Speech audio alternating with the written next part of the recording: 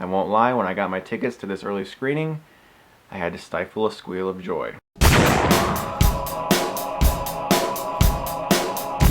Lincoln is directed by Steven Spielberg, one of my favorite directors, one of the best directors ever. He's made so many classics, I don't even have to say anything about him. He's Steven Spielberg, for goodness sakes, and it stars Daniel Day-Lewis, one of the best actors of our time, and it's a true story about Abraham Lincoln, one of the best presidents we've ever had. So this movie has a lot going for it. And as a huge fan of movies, I was obviously excited for this movie to see those levels of talent on display. It also stars Sally Field as Abraham Lincoln's wife, Tommy Lee Jones, James Spader, David Strathairn.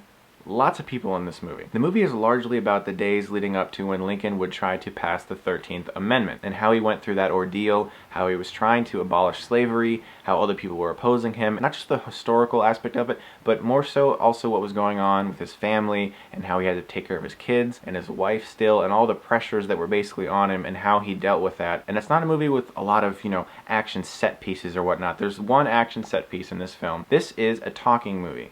Okay, this is a talking movie. You're going to go into this movie and there's going to be lots and lots of dialogue and lots and lots and lots of more dialogue. This is not your typical Spielberg film. He's never made a movie like this. This is very, very meditative, very quiet, and I found very compelling. Daniel Day-Lewis is fantastic in this movie. He embodies everything that Abraham Lincoln, in my mind, ever was. The look, I mean, for goodness sakes, if you showed someone a picture of Daniel Day-Lewis as Lincoln, who didn't know about this movie or that actor or anything, they might be like, wow, that's a really high quality picture of Abraham Lincoln. Wow, where'd you find that thing? That's probably worth a lot of money. Spielberg directs this movie very restrained. He doesn't get in the way of these performances. He pans in on Lewis slowly, he lets the camera sift through the crowd as Lewis is giving his speeches. You feel that Spielberg has a really great grasp on this story and on this character. And I did a lot of research about this movie. Spielberg actually studied Abraham Lincoln for 12 years before making this movie. 12 years he studied about Lincoln. That is some serious dedication. And it always annoys me lately because I see a lot of younger people today hating on Spielberg.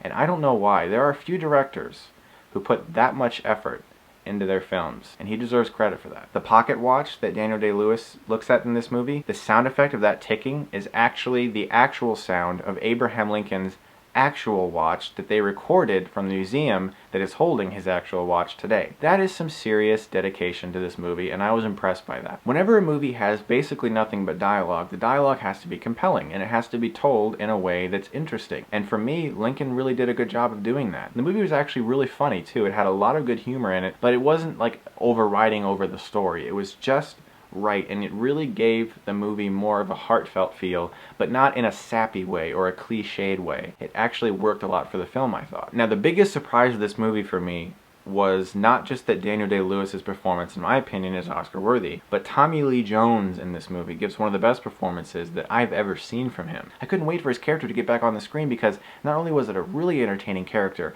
with a lot of really good dialogue, but you understood him really well. And the way that his character arcs eventually is extremely profound. Like, I was like, you gotta be kidding me. Like, that was just, it was so beautiful. The movie has problems, it does, and really the only things that bugged me were a slight section in the middle. Because as I said, when a movie is basically just dialogue, it has to be really good, and it has to be really interesting.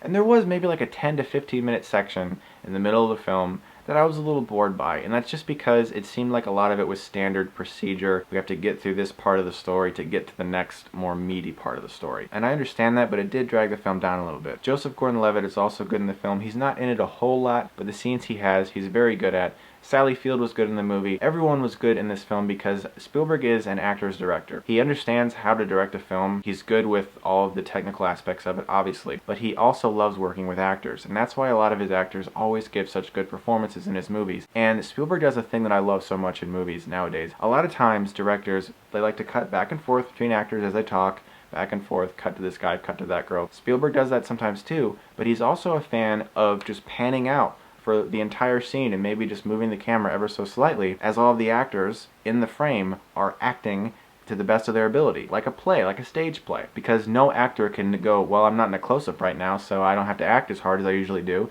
because they're all in shot. It gets the best performances out of actors, and Spielberg understands that. Lincoln is a movie that I was really invested in. It was a film that I thought was really well told. I really enjoyed the film. It has magnificent performances, 2 Oscar-worthy ones, and in my opinion, it's Spielberg's best film since Munich in 2005. I'm gonna give Lincoln an A-. I really suggest seeing this film when it comes out, especially if you're a film fan or if you're an aspiring director in any way or you like acting. I mean, it's basically a masterclass in all of these things on film. But just know that it's a talking movie, you know? You're not gonna go in this movie and be like, for like 2 hours. It's a talking movie, and enjoy it for what it is. Thanks a lot for watching, guys, and as always, if you like this, then you can click right here and get Stuckmanized.